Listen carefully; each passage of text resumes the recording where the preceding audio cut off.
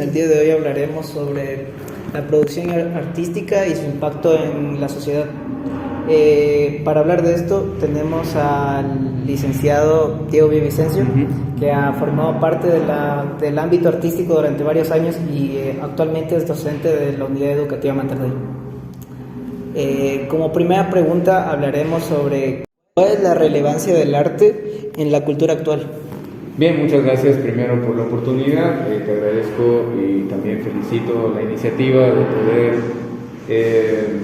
plasmar o dirigir unas palabras ante todos ustedes.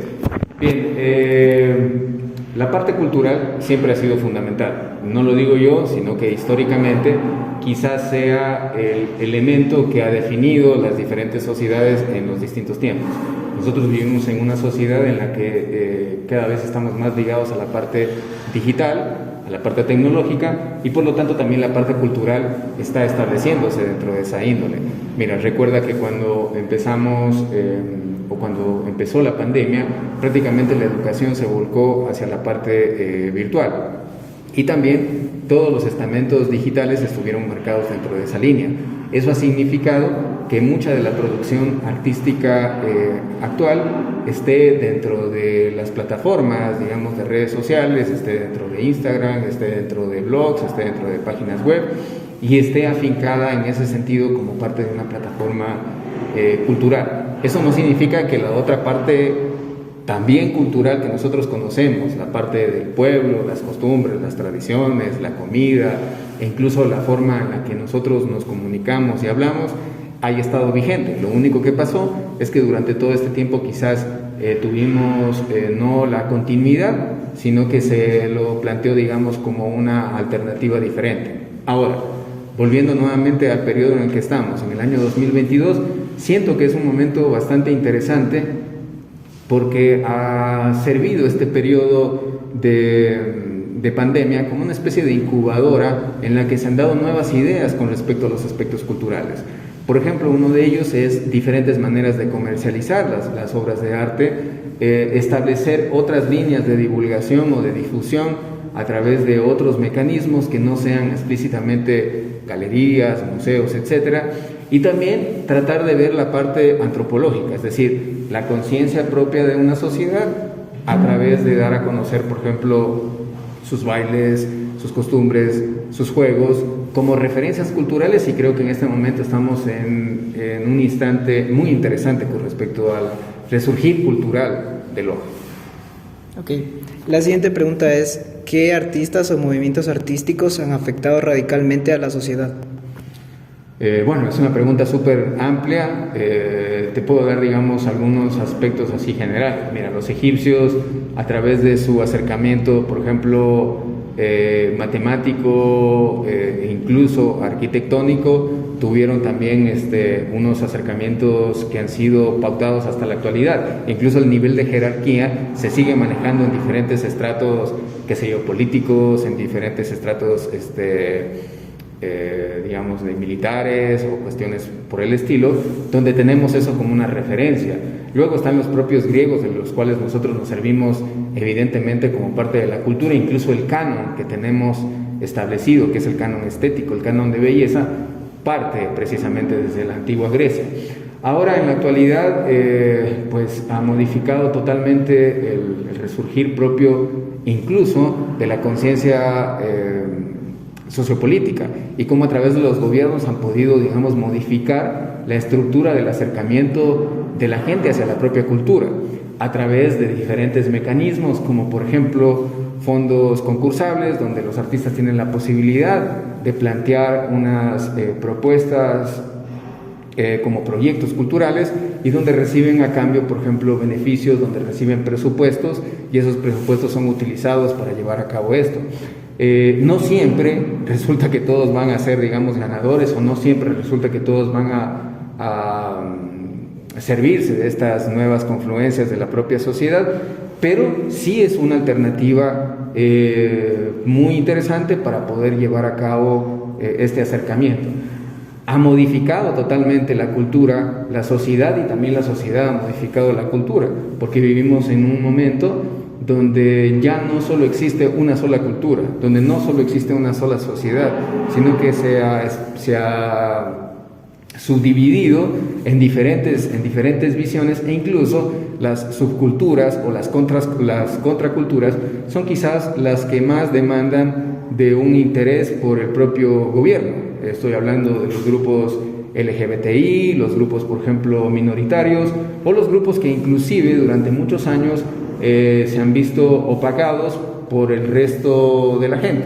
Hablo de gente que tiene afinidad por la música, el rock, e incluso hoy en la actualidad ya no es tanto el rock, sino que es la música urbana y los géneros urbanos que están ligados en ese tiempo. Entonces, por supuesto que ha habido una transformación, y esa transformación, como vuelvo a insistirte, está definida por el contexto, digamos, más o menos social, político, etnográfico, y que hace que literalmente la parte cultural pueda modificarse. La siguiente pregunta es, ¿tiene alguna crítica hacia la producción artística actual? La primera crítica es hacia mí mismo y hacia mi propio trabajo. Yo soy autocrítico y hago que esa crítica valga la pena para poder ser reflexivo. Si suponiera que todo lo que hago está bien hecho, pues entonces automáticamente no tendría sentido de que ponga a prueba o que muestre mi trabajo en redes o tal vez en alguna exposición o participe con escritos, por ejemplo, que aparecen en revistas especializadas. Todo el tiempo tengo que estar dispuesto a eso. Además, gente como tú, los estudiantes, tienen la posibilidad incluso de criticar la labor que uno hace, porque no tienes la última palabra. Y más bien yo soy partidario de una nueva reconstrucción de las ideas a partir de esa propia crítica. Entonces primero parto de esa autocrítica y luego sí puedo, en este caso, criticar lo que sucede a mi alrededor. Sé que Loja es una ciudad que se la ha catalogado como ciudad cultural, pero también sé que suceden un sinfín de falencias que tienen que ver con nuestro alejamiento con las ciudades, digamos, importantes, que tiene también que ver un poco con nuestra visión en la que estamos enmarcados en la cultura, y que de alguna manera aún vivimos de nombres que pregonan hasta cierto punto progresismo, como Kickman, como Guayasamín. Pero vamos, esto sucedió hace 100 años y estamos en una nueva generación que demanda intereses por personas jóvenes que tengan la posibilidad de abrirse campo hacia, digamos, otros parámetros. Lo que te puedo mencionar es que sí siento que tal vez la parte crítica es que se adolecen de políticas culturales que sean, digamos, beneficiadas o que alcancen, digamos, un beneficio a otros grupos minoritarios artísticos. Sucede eso. También sucede que puede darse el caso de que no todos los artistas tienen todas las condiciones idóneas para mostrar su trabajo, sean artistas de teatro, sean artistas callejeros, sean artistas pintores, sean músicos. ¿Por qué razón? Porque necesitan de diferentes tipos de presupuesto para poder mostrar. No todo se puede hacer gratis. Nuestra labor y nuestro trabajo es, valga la redundancia, es un trabajo que merece ser remunerado, y que de alguna manera sí siento que esa sea una limitación, y mi crítica sería a que se realicen estos ajustes, ya sea a través de la ley de cultura, ya sea a través de las propias disposiciones que se produzcan a través de los gobiernos locales, y los artistas podamos, digamos, tener otros parámetros en los cuales circular y tener una visión un poco diferente. Y como última pregunta, ¿qué artistas o movimientos artísticos actuales le atraen? Bueno, me llama mucho la atención, por ejemplo, todo lo que es el arte contemporáneo. Estoy inmerso dentro de lo que tiene que ver al arte contemporáneo a nivel mundial. Me llamó mucho la atención, por ejemplo, que Cecilia Vicuña, que es una artista chilena, haya ganado, digamos, ahora uno de los premios importantes de la Bienal de Venecia.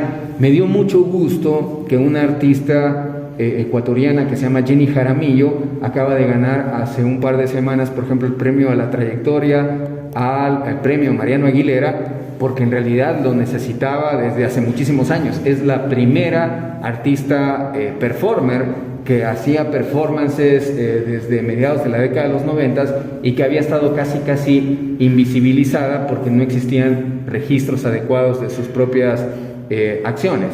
Me da mucho gusto, por ejemplo, por el trabajo de ella, artistas locales a los cuales admiro siempre, que incluso son colegas, pero también tengo que hablar de mi propia producción artística, la cual está ahí como una especie de relevancia que de alguna manera siento que he dado 3 pasos, digamos, hacia adelante y a veces las propuestas han estado como que muy adelantadas a su tiempo y por lo tanto la gente todavía no llega a comprender las otras que las he hecho hace 3 o 4 años atrás. Me interesa hablar sobre los artistas jóvenes, para eso sigo escribiendo en la revista Suridea sobre artículos de producción artística local y siento que de alguna manera esa es mi responsabilidad y también me hubiera gustado que en mi tiempo, digamos, de joven hubiera existido, digamos, esa posibilidad y que más artistas den a conocer su trabajo y que existan artículos profesionales y críticos sobre sus procesos de producción. Ok, para concluir la entrevista podemos notar de que la producción artística tiene un gran impacto en la cultura y también hablamos sobre los cambios o la crítica que se le puede dar a la producción artística, así como el futuro de esta. Gracias.